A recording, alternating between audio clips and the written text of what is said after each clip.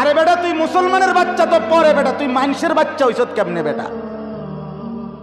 এই বেনামাজি নাফরমান, এই বেহায়া, তোরা যারা ফজরের নামাজ পড়ো না, তুই মানুষের বাচ্চা কেমনে বেটা? তো আমার বুঝায় ক বেটা, তোকে মানুষের বাচ্চা বললে হাইওয়ান জানোয়ার বলবে কাকে? আল্লাহ কোরআনে তাইলে জানোয়ার বলতে চাইছে কাকে? হ্যাঁ, কাকে বলতে চাইছে জানোয়ার?